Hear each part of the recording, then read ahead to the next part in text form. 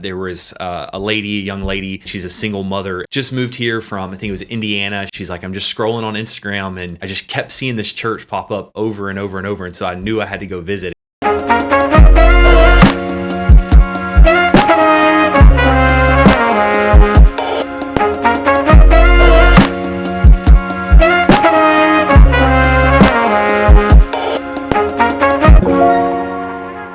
Welcome to another episode of the Church Candy Podcast. My name is Brady, and I am sitting down here with the wonderful Director of Operations at Church Candy, Mr. Alex Suber. Let's go. Good to be here. Second time on the podcast. Second time on the pod. So first time you were on the pod, you were like guest number 3 or 4. Mm-hmm. And funny enough, I don't know that I told Brady Shearer this.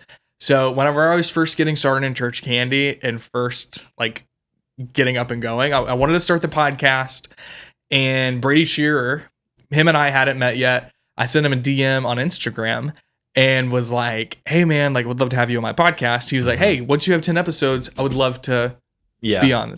And so I hustled through those first 10 episodes. I anyone with a pulse and a ministry background. Next day you're done, published 10 episodes. He was like, oh wow, okay.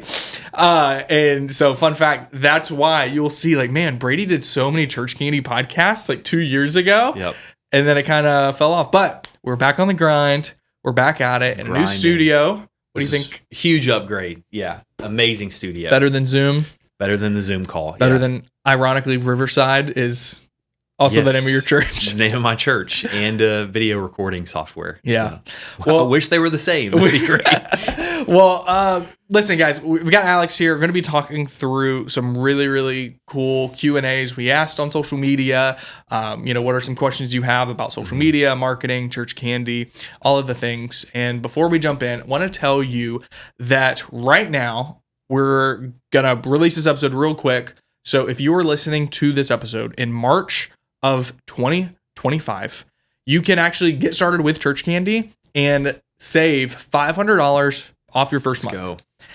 $500 is a lot of money. I know. Alex, have we ever done anything like this before? This is the best deal we've ever done. Yes. And we've never done this before.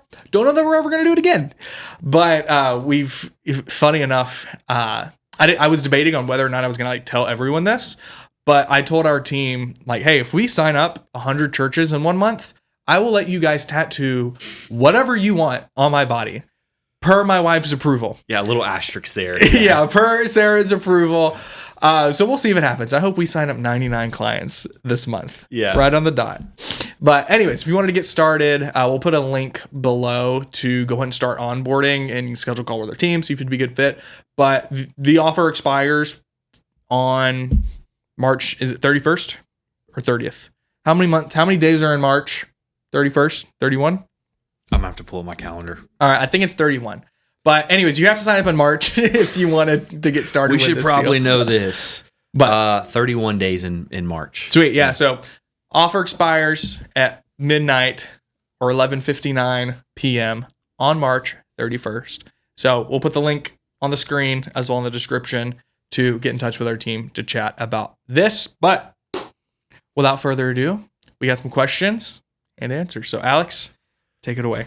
Let's go. Awesome, Brady. So we've worked with a lot of churches, seen a lot of different areas, a lot of different demographics. Of all the churches we've worked with, what are the things in common? Let me say it this way. What do the churches that see the best results with Church Candy, what do they have in common? Yeah. So I think it's 2 things. Number 1 is they're pretty good at getting content. Mm-hmm. And I think you would agree with this, being more hands-on. They're good already at posting on social. They're already good at capturing photos and videos from their service. Mm-hmm. That's number 1. And then number 2 is they are very intentional with follow-up. Mm-hmm. So the way it works at Church Candy, we will run ads for your church. People will plan a visit to your Sunday service, and then your phone starts blowing up, getting notifications. Hey, so-and-so planned to visit. So-and-so planned to visit. John, Susie, Sally, all planned to visit. And a text will go out to them saying, hey, thanks so much for planning a visit. Can't wait to meet you. And then they'll typically respond saying, oh, yeah, we can't wait. Well, if you just leave it like that, your results are going to be okay. Like you might get a 10, 15, 20% show rate if you're lucky out of everyone that plans a visit to your church. But the guys that we see really crush it, like the Ken Bennett's and the Chris Moores, they are so intentional about every single person that comes through their plan your visit pipeline on making sure there's a personal connection there. Yeah. Whether it's sending them a text, a lot of them these days are using like their personal cell phone. So it's like the blue bubble iMessage, just to show like this is a real person, like following up with people, sending videos. I've seen people will send like voice memos. Like my team hates that I send voice notes and voice memos because I just like to communicate that way. I have a lot of thoughts. Literally sent a voice memo to Alex while he was driving up here. And halfway through, I'm like, okay, now that I'm gathering all my thoughts, let's actually do this. So like the first half of the voice memo was like not even relevant because I switched gears halfway through. But sending that shows that like it's a real person on the other end of it, right? How you follow up, how you shows up. So I think number one is content, like creating new content. And then number two is like really good follow up. Being more hands-on, what do you see? Yeah, I think the follow-up, I think the biggest opportunity for most churches is continuing to follow up with people. I think churches, they'll follow up with them and say, oh, they didn't come this Sunday. And then they just go on of what's the next planned visit? Okay, we've got, a group of new 10 people that plan their visit this week. Let's focus on those 10. And so I'm a big fan of until people tell you, stop texting me or stop calling me, continue to follow up with them. Even if you have a team member do this, maybe the pastor reaches out to them for a little while and then you pass it off to a team member. And not always necessarily about the service. You could be a little bit more personal as well of like, hey, can we be praying for you? Hey, what's going on? Here's a scripture that we have for you. Things like that seem to get good engagement. Yeah. There's a podcast that I did with Pastor Ken Bennett. And I think it's titled How This Church Went From 150 to 600 People in 6 months. And we talked on that podcast about like what they did because their results are crazy. And it wasn't that their ads just performed way better than other churches we work with. It's that he built a team of people that intentionally would follow up with all of the leads that they would get of families that planned to visit to their church. And so we ended up contracting him to where now he will, he built out a full training course on how to build this concierge team and scripts and things for churches that work with Church Candy. So if you are working with Church Candy, reach out to your account manager and they'll be able to give you access to all that. You should, for sure. Hopefully you should have already gone through it, but we'll make sure. That's another thing. They go through our training. Yes. That's the third thing. You go through the training portal and actually like apply the things that are taught in there. Yeah. We have an incredible training portal that, to be honest, is maybe a little underutilized by people. It's a ton of great content. And so, yeah, if you are a current client and you just want teaching on like marketing in general, social media in general, we have a ton of great content that you can check out in there. And it's just an added resource that we try to provide for our clients. Like you said, we have Ken's course. We have other things that we have in the pipeline that we're working on right now of just providing that content for people that work with us beyond just their ads. So we already kind of hit on it a little bit, but maybe just specifically, what are some things that pastors and church leaders can do to maximize the results of their ads? Beyond good content, beyond working with Church Candy, how can they really maximize those results? Yeah, so some of the best ads that I see for churches, it's what you would call retargeting, right? So it's like you go to Instagram, or let's say you go to Amazon and you're looking at like podcast mics like this. Then you go to Instagram, and what do you see? You see ads for microphones like this. You go to Facebook, you see ads for microphones like this. And it's like every time you turn around, you're seeing that content. So I've seen that if you can be really intentional with retargeting. So what does that look like? Practically adding the meta tracking pixel to your church's website. This will allow you to build a custom audience to show ads to people that have been to your church's website. And furthermore, doing the same thing with preaching clips. If you are taking clips from your pastor's sermon, clipping them up, putting them on Instagram, putting them on Facebook, you can set it up to where anytime someone watches one of those videos, they're added to a custom audience that you can target directly with ads. Anytime someone engages with your social media, if they start to plan a visit from an ad but don't press submit, you can add, like you can create all of these really intricate custom audiences. We've got some tutorials on YouTube on how to do that. You can go just go to YouTube and search how to build custom audiences. Like you can set this up yourself. It's not super challenging, but what's so powerful about this is it's the whole parable of the sower, right? Those first initial ads or that first initial contact of where they go to your website or they see an ad or they see a video, that's just a seed that's being planted. Well, then you add retargeting ads on top of that. And then that's continuing to nurture it. And it's like every time they turn around, they're seeing your church on social media. And like I would have people that come up to me at Vibrant. And this was when I was the youth pastor. And they would be like, man, Pastor Brady, like I knew God was calling me here because every time I turned around on Instagram, I just kept seeing you.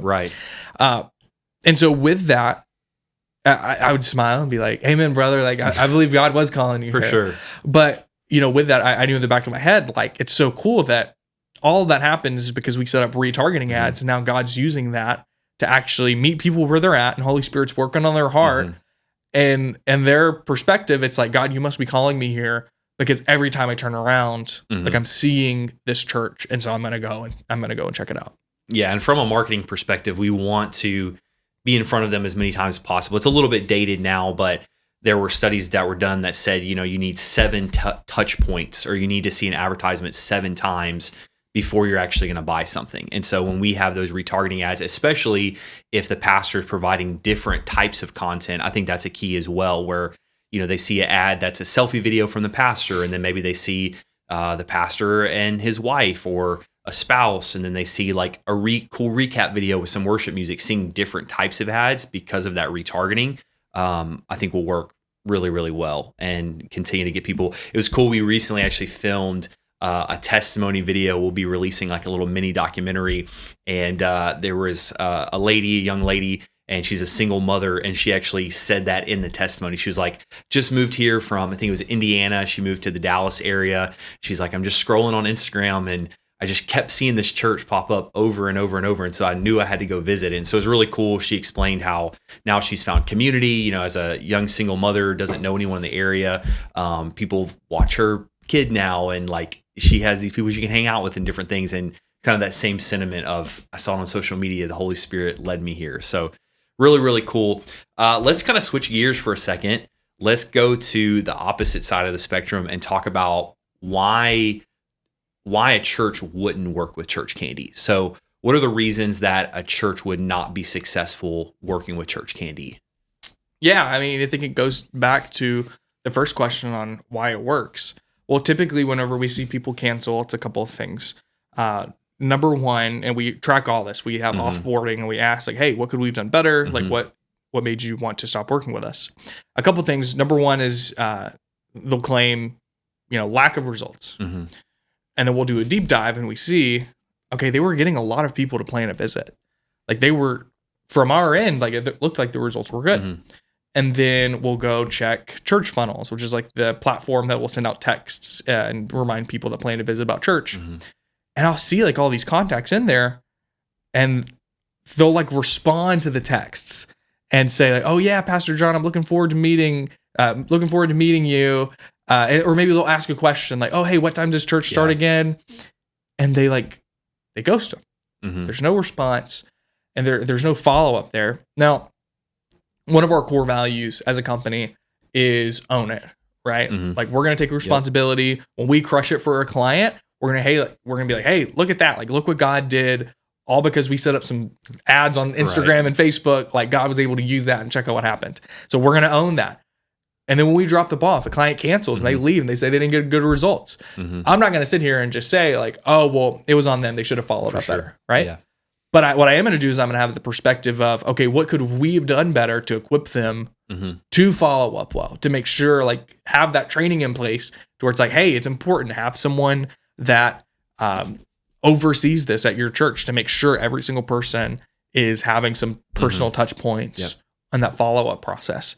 Another thing is budget, which I think it still comes down to results, because let's face it, if the results were crazy and you're getting 10, 15 new people showing up to your church every week, minimum, I feel like most churches are going to find the budget for that. Right. Yeah. Right. And so it's either we're not doing a good enough job reporting and showing the results on like, hey, this is what's happening, or there actually are other things happening in that ministry, that budget things happening. Hey, we're about to launch a new campus or about to do a building fundraising campaign. So we need to like really just stop a lot of expenses. And so this is something we're going to put on hold. And that happens a lot with us, actually. Like churches say, hey, we've grown, so we got to move into a bigger building. But because of that, maybe they're going to be in a temporary location. They don't really want a ton of guests to come to this like high school gym somewhere or something. So they say, hey, we're going to put it on pause for like 3 months, 4 months, whatever, move into a new location.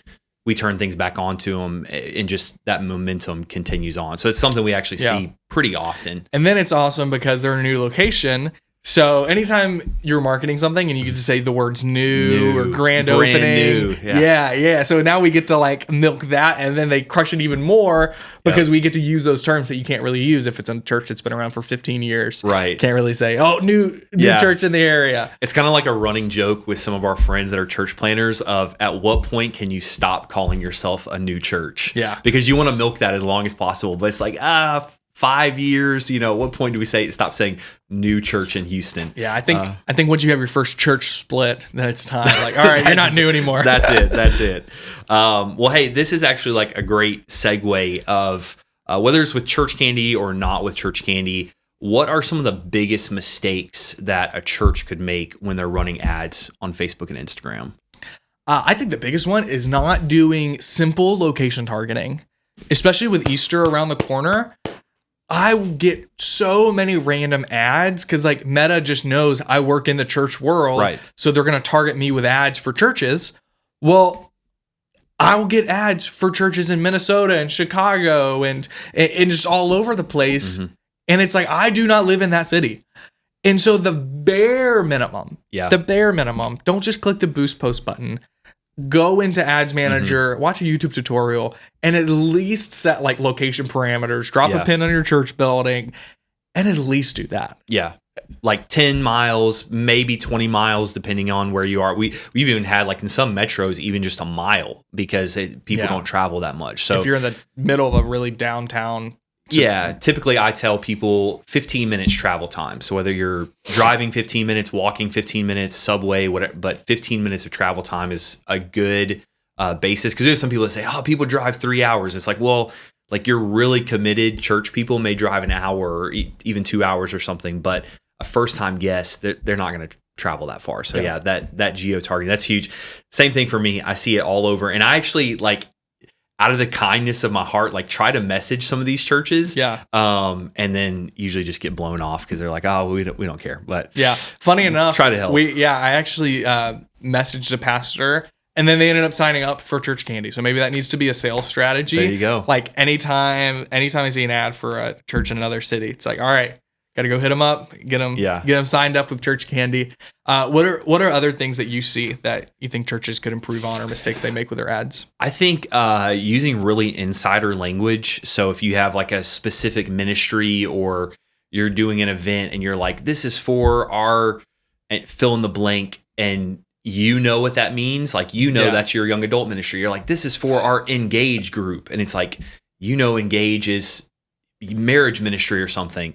But I don't know what that is. So like using insider language, I think just using bad content, like bad photos, bad videos, what they call the millennial pause. I'm like a millennial, but it's like where you start the video and then you just pause.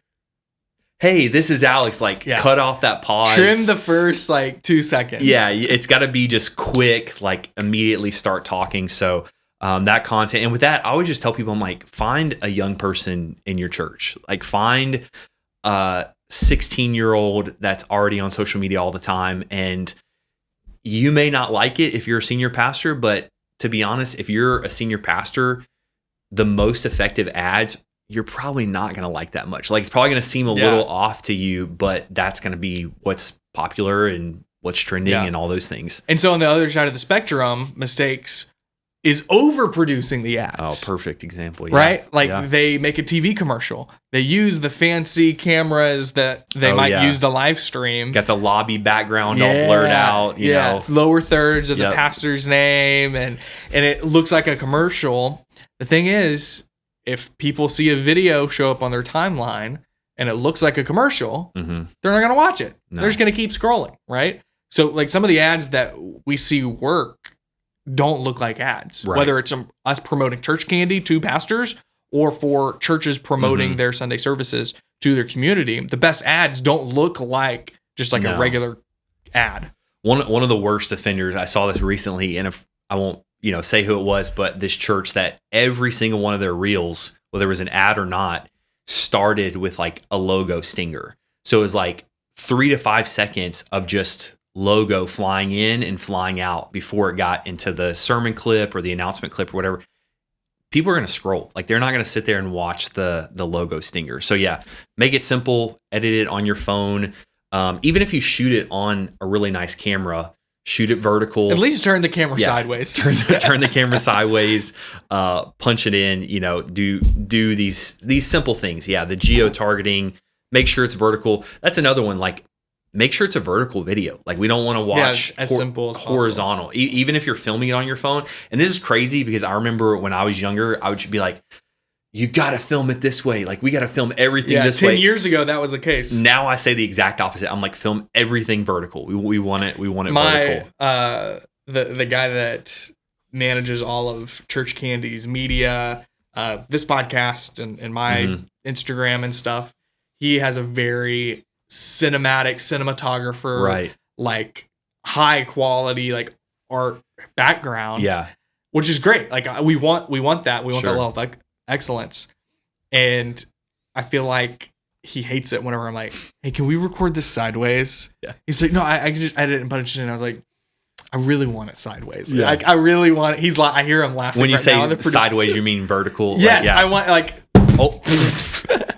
instead of like this with that, with the camera. Like, can we record it vertical? He's like, yeah, I can do that. You're just killing him on the inside. And I'm like, hey, like we need we need like really quick edits, and we need like really quick captions, and just like people's attention span super short.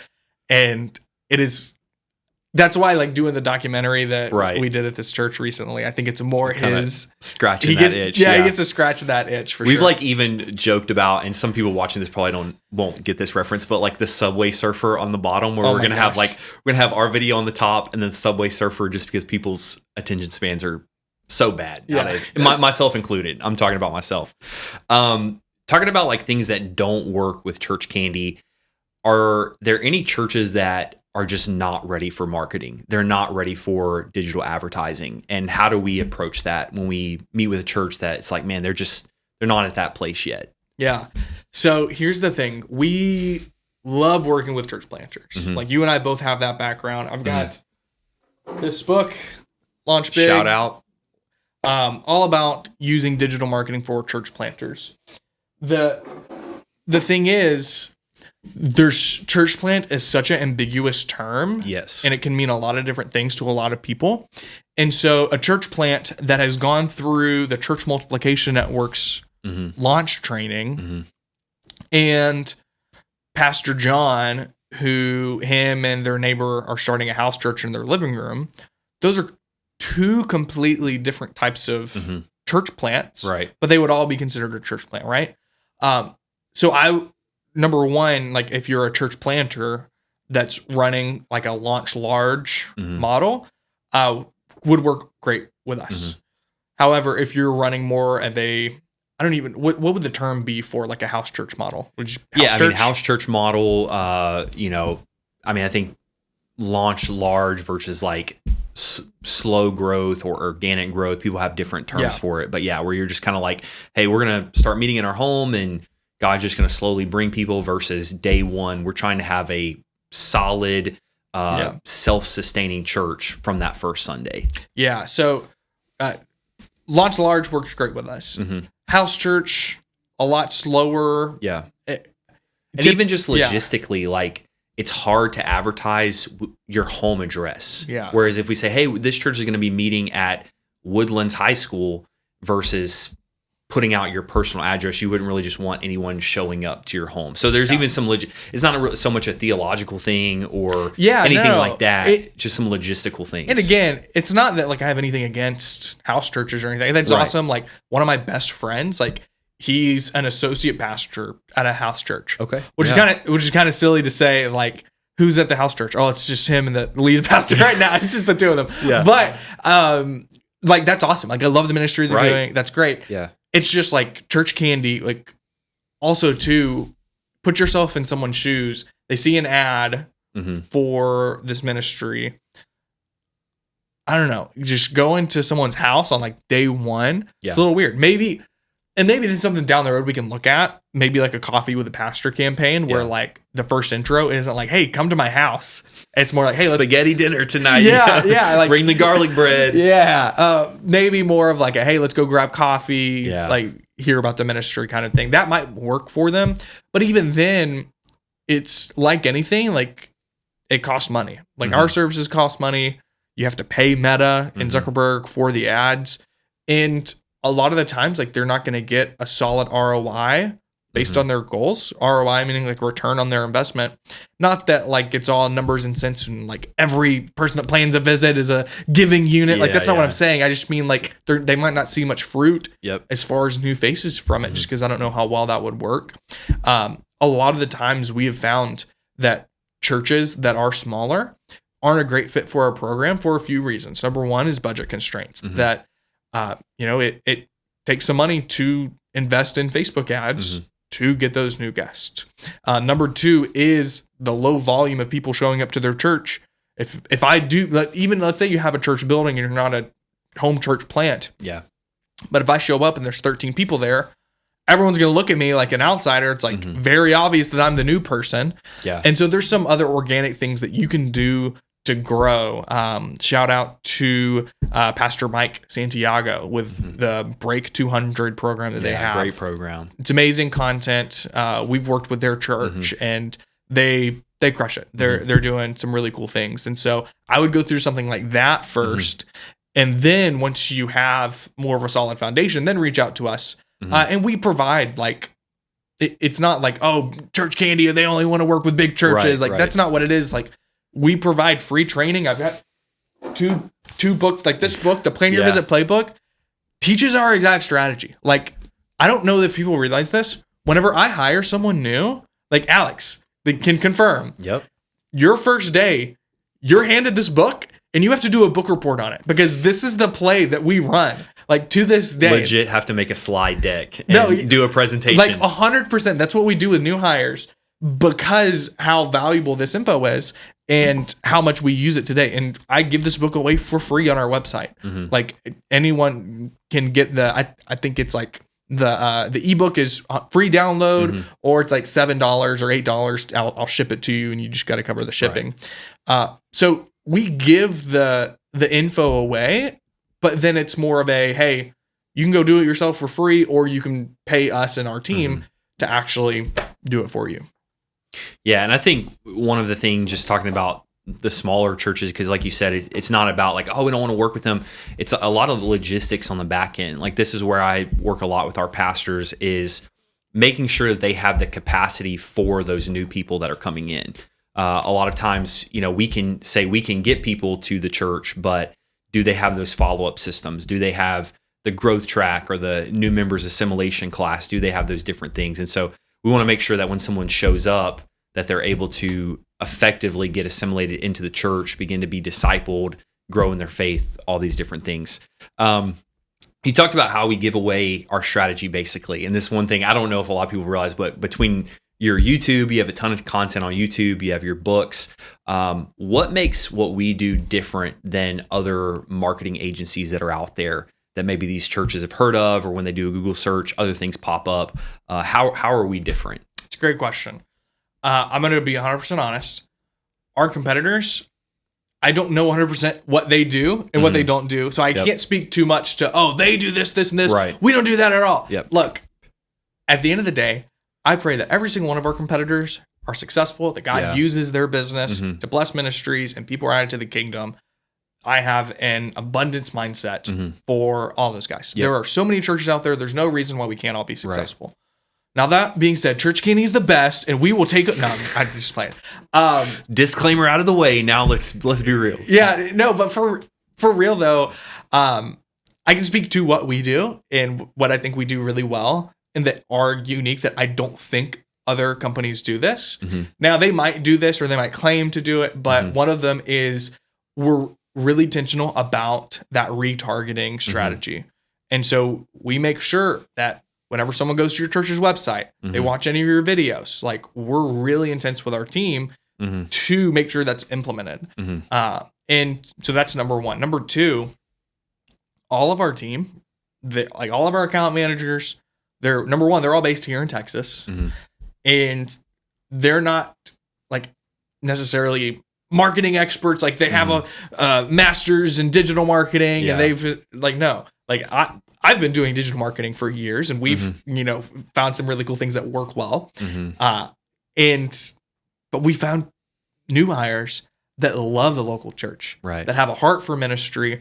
A lot of our team, I went to Bible college with them and they're like, hey, like we love the Lord. We still want to work in ministry, but maybe not like in the, cookie cutter, got to be youth pastor or worship pastor or kids pastor coming right out of Bible college to take that career path. And so those are some things that I think that we do maybe differently. Not saying that other companies don't, have people that work for them that love the Lord and love the local church, or not that they don't do any kind of retargeting. I know that those are things that we do very, very well. I don't know. You might be able to speak to some of this more too. Yeah, I think our team's amazing. I love our team. As it's grown, that's something we've been really intentional about. We're really intentional about investing in our team.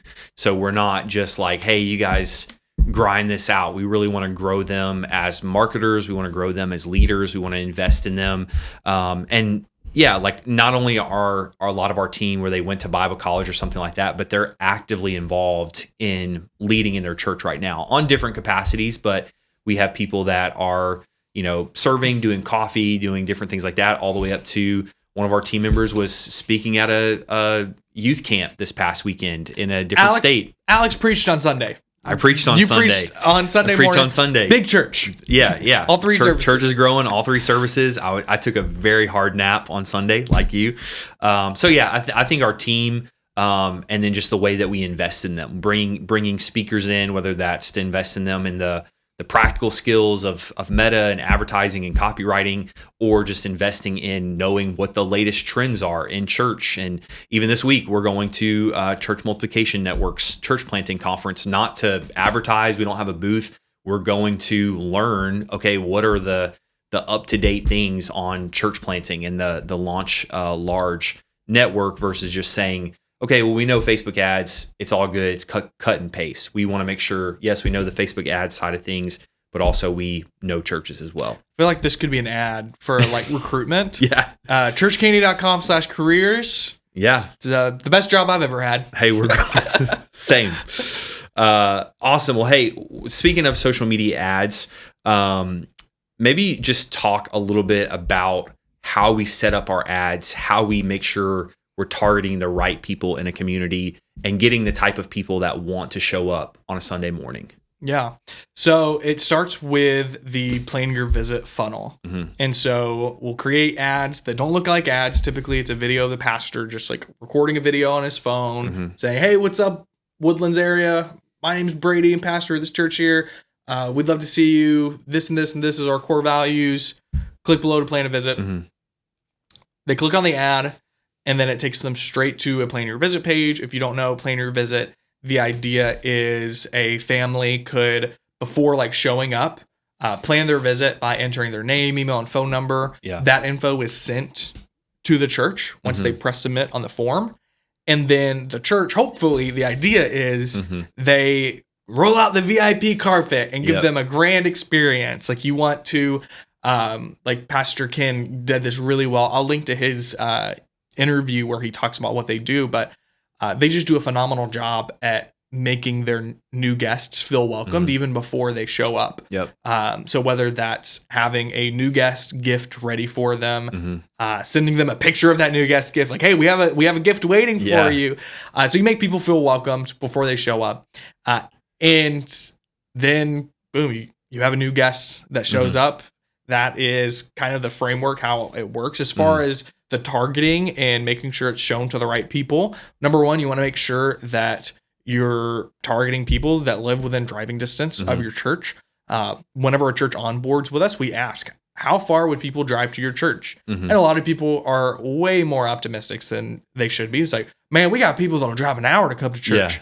Like, that's great. Most people would not go. People are not going to do that. To your, like, yeah, they're not going to drive an hour to go to your church. And so we take that info and we try to use best judgment. A few years ago, you used to be able to target people that have Christian interests on Facebook. So if they like the Stephen Furtick's and Elevation Worship and Hillsong, those were the easy days. Yeah, you could target people that were already believers and maybe they recently moved to the area, or maybe they aren't crazy about their church. But a couple things. Number one is those people are probably involved in a local church already. Yeah. So if you do get them, they either it's transfer growth or coming from another church, or they recently moved to the area and maybe they haven't found a church yet, or they used to be really strong in their faith. They used to be really involved in church and then they stepped away for a while. Those are kind of the three people that you would reach targeting that demographic.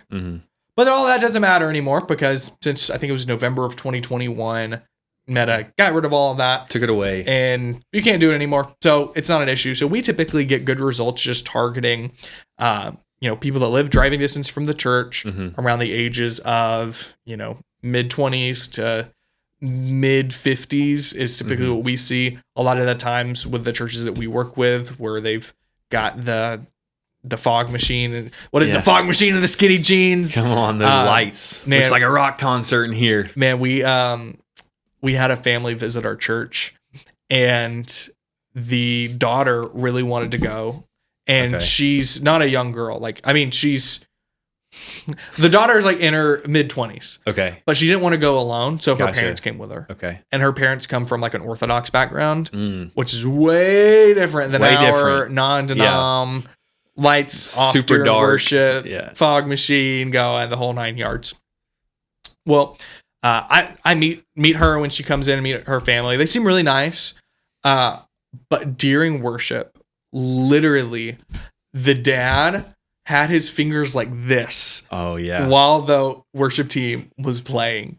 And Vibrant's not even that loud. It's not. It's not. And we actually have a decibel reader that we have that set up in our the sound booth. And so the team knows not to go over a certain threshold. Right. All that being said, what was the original question? Where was I going with this? We're just talking about making sure the right people are showing up to your services. So a lot of the times with our church and the style of it, not that we don't have older people, but a lot of the times it's just they're not the best fit. Yeah. That is what it is. Same thing with people that are a lot younger. It's not that we don't serve them. It's not that they don't exist in our church. We typically just find that the majority of the people that we're planning a visit were between the ages of 25 and 50 or so. And so we decided, hey, let's just stop showing ads to people outside of that range. Right. Not that we don't want to reach them as a church. We just don't want to waste money. They weren't engaging with us anyway. So why waste money showing them ads? Yeah. Yeah. That makes sense. Speaking of wasting money showing ads, what would be the ideal budget for a church to spend on their meta ads? Okay. So this is huge because this is a question we get all the time. And it depends who's asking the question and what their goals are. Right. Right. Because if it's a church of 50 people, my answer is going to be way different compared to a church of 500 people. Yeah. We want a second campus this year, Yeah. And so the quick and easy answer is running the plan your visit ads to get, no, I don't want to give you a quick and easy answer. We made a whole calculator to answer that. Let's go ahead and I will share my screen or do a screen recording so you'll be able to see everything we say. The first question is, how many new guests do you want? So let's say your church, within a month's time, you would love to see 50 people walk through the door with your ads, right? Some churches, they would love to have a church of 50 people, much less 50 new guests walking in. Sure. Well, then the next question, estimated number of people per family that plans a visit. We see about 2.5. This is just how many people are coming with each family. Easy way to find this number. Look at your attendance, look at how many cars are in the parking lot, and divide that. We literally just did that at Riverside, and it was 2.3. Yeah. So very accurate. 2.5, 2.3. Estimated show rate percentage. Now, this is where how you follow up determines how they show up. If you can go all in on follow up and make sure every single person that goes through your plan your visit pipeline, they feel welcome, they feel seen, they feel important, you're going to have a really high show rate. If all you do is send them an email saying, thanks for planning a visit, we'll see you there, and that's it, you're going to have a really low show rate. Yeah. Let's assume that you go all in on follow up and you are crushing it. Everyone feels welcomed and everyone feels seen and they're super excited to meet you at your church. Even then, just to be conservative, let's say you only have a 50% show rate. Only half of them actually show up. Well, then the next question is estimated cost per plan your visit form submission. In the marketing world, we often call this cost per lead. And we're seeing that anywhere between $10 and $30. Let's be conservative and just put it straight in the middle and say $20. So to get 50 new guests, if 50% show up and you're spending $20 every time a family plans a visit, we recommend an ad budget of about $800. So basically, if all of this math checks out, you have to spend $800 in ads and you get 50 people walking through the doors of your church. It's that simple. Incredible. So if you want to check this out, you can go to churchcandy.com/calculator and just play around with the numbers, kind of based on taking, okay, what are your goals? And then this will tell you how much you need to spend on those goals. Yeah, love it. And like you said, it's different for different churches. For some churches, they may already be seeing 50 guests a month without any advertising, so they would want to go beyond that. Others, maybe they only have 50 people in the church currently, so even 10 guests a month would be a huge bump for them. So it's really fun to just mess around with that, find what works for you. A couple more questions here to talk about. This is a great one that we get asked a lot. How should you balance what we would call traditional advertising or traditional media and digital advertising? If you were a pastor, you're a church leader, how much would you spend on digital advertising? How much would you spend on traditional advertising? Yeah. So give me some examples of traditional advertising. So billboards, mailers, newspaper ads. I don't even think they do phone book ads anymore. But yeah, I would say billboards and mailers would be the most common among churches and church planners. Yeah. Here's the thing. Contrary to what a lot of people might think, I am not anti-mailer and anti-billboards and anti-TV commercial, right? I think you should just spend your money wisely, right? The Bible says we need to be good stewards, and that's true with this, right? You want to be a good steward with your church's money. Now, with that being said, I think without a shadow of a doubt, meta ads can give churches the best ROI for you put $1 in and you get new guests coming out the other end. Yeah. Right? You can't predictably say that with billboards and mailers and these traditional media for a couple of reasons. One, it's hard to track. With digital, it's easier to track. Okay, John and Sally plan to visit. Yep. Did John and Sally show up? Awesome. Great. We can track that. Okay. John and Sally drive by the billboard. You can't track that. You don't know that they did. Did John and Sally show up? I don't know, maybe, right? So that's one thing I love about digital is you're able to track. It makes it easier to track. And the thing with billboards and newspapers and TV commercials, it only makes sense if you are a very large ministry and you are just taking a very wide and broad approach with your digital outreach, not even digital outreach, just your marketing and outreach.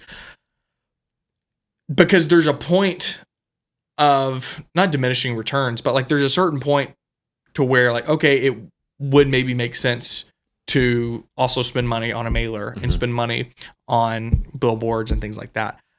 I think mailers can be great. Like honestly, if you were planting a church And like, if I was just like being honest to you, like as a friend, I would say like, hey, you should probably do mailers too. Mm-hmm. But if you said, hey, I only had $5,000 in marketing budget, I would say, hey, don't do a mailer. Yeah. Right. But if money was an option, if you said, hey, I have $20,000, $30,000 in a marketing budget for new church plants, I would say, great. Put some money in a mailer. Also, put some money in digital. Like, one of our largest launches ever was Brian Bullock with Union Church in Charlotte when their grand opening, like 1,700 people there. It's crazy. Now, I say that, and people are like, wow, can I get 1,700 people at my church? Yeah. And I always have to preface, like, they weren't just doing church candy. Sure. They spent money on the TV commercials. They spent money on the billboards. They spent money on these LED box trucks to drive around their city with their logo on it and their grand opening launch Sunday service times. Now, you ask Brian Bullock, and he'll say, oh, church candy was amazing. Like, a lot of our new guys say they found us from social media, but it's not just that. Right. But a lot of it is they see a billboard. They see a TV commercial. They get the mailer. They go to the website. And then what happens? They go on Instagram. Boom. They go on Facebook. Boom. And that continues. That cycle continues. And so it's not that mailers and the traditional media is bad, but it only makes sense if you have a really large budget and you're kind of playing that volume game. But like, if you're dealing with like budget constraints, I would just stay away from that most of the time. Yeah. And I think, again, it goes back to when we're talking about churches, when we're talking about church planting, there's such a broad spectrum. Yeah. So we say $5,000 to someone that's listening to this podcast, even myself, when we were planting our church in Round Rock, that would have been, man, that's a big faith step. To others, that's like one event. They're putting $5,000 into one startup party or one interest party. So I think you got to figure out what's best for you. And I do agree, like the brand awareness, if you're a really large church that's been in the community for 20 or 30 years, you send out a mailer every once in a while just to keep yourself in front of people. That's different from, we're trying to launch in 3 months and we need to get from 10 team members on our launch team to 150 people on launch day. But yeah, I think it can be a waste as well. Like, I get a mailer every quarter on the dot from a large church in our community. And it's like, I'm a pastor at another church. I'm never going to go to their church, but they're spending that, you know, 0.05 cents or whatever to send me that mailer. Yeah. One thing about mailers, though, I will say this. If you are going to do a mailer, I would... maybe instead of sending the generic postcard, if you're going to do a mailer for your church, instead of doing the generic postcard with your logo and stuff on it, you can pay these direct mail companies for handwritten letters. That doesn't look like you're trying to sell them something, This right? is a hack. We're giving y'all some free game right now. Yeah, and so the play is, instead of just running the normal like graphic picture of you and your wife. This could change your life, like, you know. Yeah. Making it look like just a regular piece of mail that their friend would send them for their birthday, and they open it and it's a handwritten letter, and it's just inviting them to church. Basically, write the script that you might record in a selfie invite video. Now, we haven't done this personally for our church, but if we were going to do a mailer, like, this is what we would do. Yeah, is the handwritten letter. I actually stole this from some Mormons, the local, the Mormon LDS church in my area. Dude, you know I've been on this. The LDS church right now, I don't know if they just hired a new CMO or what, but they are crushing it with their marketing. Are they really? Yeah. We'll talk about that separately. But they've got tons of ads out. Like, maybe I'm on their retargeting list, but I'm getting just inundated with like, sign up for a Bible study, sign up for, you know, all these different things. All right, Christian evangelical churches, here's what you can learn from the Mormon church right here. Dude, that would be a good title. Maybe let's add that to the podcast list. A couple more questions here. I think we've hit on this a little bit, but maybe just give us your thoughts. What are some of the reasons that a church plant would not do digital marketing? What are some of the things that you've heard, and how would you respond to a pastor that says, we've heard about the Facebook stuff, we're not going to do that for our church? Yeah. I mean, a couple of reasons. Number one is like, I'm not saying I agree with this, but they think like, social media is sinful in nature, whether it's it leads to lust problems. It's a huge time distraction. People use it as an idol. Like they spend more screen time on Instagram or Facebook than with their family or in the Word. Oh, you're convicting somebody right now. No, I mean, I'm convicted. Don't look at my screen time. And the thing is, a lot of that, I agree with the basic premise of that. I think social media is like a net negative on the world. Yeah. Like from the lust issues and the time suck that it can be. My argument to that would be like, hey, God called you to reach people where they're at. And right now, this is where they're at. And so let's take what maybe the enemy is using for evil, and now let's use it to build the kingdom to get people connected to your church. Yeah, I love that. So maybe what's some of the advice that you would give someone? You're sitting down for coffee with a pastor. They've heard of Church Candy. They've heard of other digital marketing companies. What advice would you give someone that's on the fence about working with Church Candy? Yeah, I mean, what we've seen, this is obviously biased. I think you should obviously invest in digital if you haven't already, whether it's with Church Candy, doing it yourself, or another company. I think in the time that we're in, there's never been a better time to reach people in your church. I think there is, not to get too like cliche, but I genuinely think there is revival happening in our country right now. Yeah. That Bible sales are at an all-time high. That the number of Gen Z people are more spiritual and more they're more interested in the Bible, and obviously with Bible sales. And so with that, plus the ability that we have to reach people at such low costs, whether it's just posting on social or spending money to target people with ads and invite them to church, there's never been a better time to be a pastor and to be a church and try to reach people in your city. And I think that's what I would say. And like for Church Candy specifically, just go look at our testimonials. Go look at the stories, the people that have used our church. Go reach out to those pastors. Look them up on Instagram. Send them a DM. Be like, hey, I saw your interview with Brady, or I saw you guys talking about Church Candy. Like, is it legit? Did he pay you? Like, we have never paid any pastor to like record a testimony video or do 100%. A podcast, a case study podcast. And that's the interesting thing about working with pastors is all of the people that we've worked with are very accessible. Like you can find them on Instagram, you can reach out to them. What would you say to somebody if you were, again, we're sitting down, we're talking about Church Candy, and a church is like, man, I wanna do it, and I'm super excited to work with you, Brady. And then in the conversation, you find out that they have some differing beliefs than you have. How would you react to that? How would you respond to them? What would be that? Yeah, I mean, it depends what it is. Like if it's like a pre-trib versus post-trib argument, like whatever. Like, Paul talks about like the quarreling among believers and some of these things. Like at the end of the day, if they're preaching the gospel, if they're furthering the kingdom, like I'm all for it.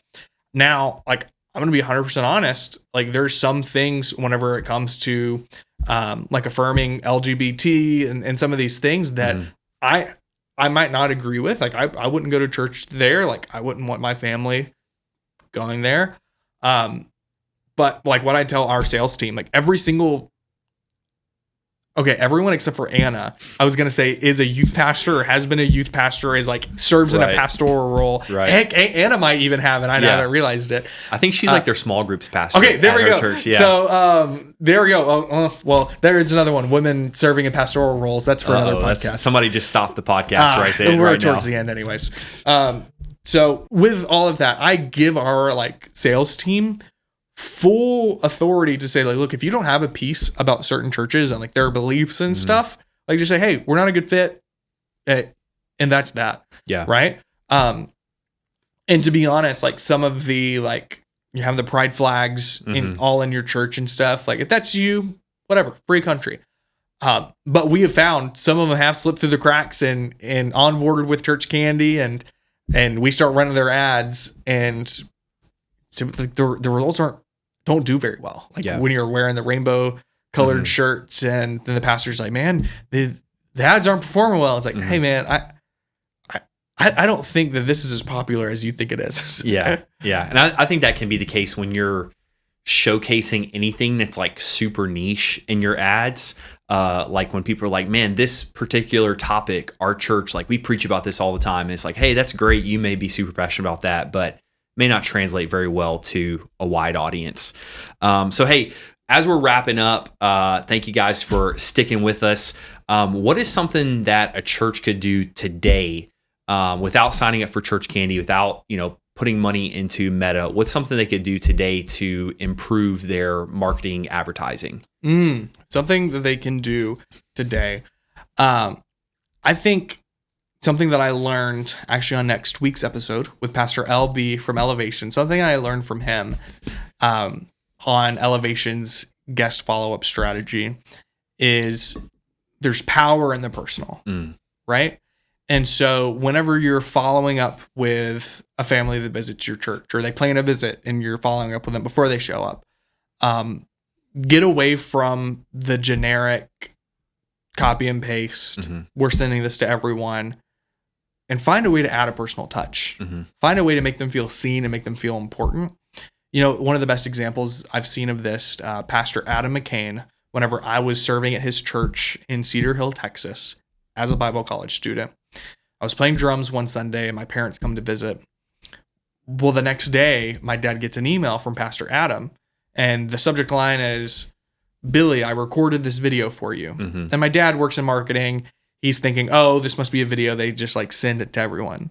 Well, he clicks on the email and it's an unlisted YouTube link. And he clicks on it and it's Pastor Adam going, hey, Billy, how's it going, man? This is Pastor Adam. And I just want to say, we love Brady. He's amazing. We're so glad that you guys were in town coming to visit. Which, side note, they're a pretty large church. Him and I don't even think it ever even met. So my dad must have put that like on the Connect card, like, oh, we're just visiting our son Brady playing drums. And Pastor Adam's like, we love Brady. He's such a great. But anyways, my dad was just blown away at that's huge. That personal touch that a pastor of a pretty large church running 3 services would take the time to send a video to him who does not live in their city, has zero intentions of moving. He just, they were wanting to make them feel seen. And there's just proof that there's power in the personal. Power in the personal. Love it. Love it. Well, we've talked a lot about church candy, talked a lot about marketing. If someone is ready to start advertising their church, ready to start working with church candy, what are their next steps? Just go to churchcandy.com, schedule a discovery call with our team. We'll talk through the process a little bit more, go over the details, learn more about your church. You learn more about us, see if it's a good fit, and then we'll go from there. Yeah, and Easter is coming up, so that's one of the reasons we're doing the discount that you talked about at the beginning until the end of March 31st. We'd love to get people plugged in, love to have the biggest Easter ever through advertising. So, hey, this has been great. That's all my questions, Brady. Thank you for having me on. I feel like I've kind of been the host. Yeah, but, I know. We should have switched seats. Host/guest. It's been a good time. All right. We'll see you guys on the next episode.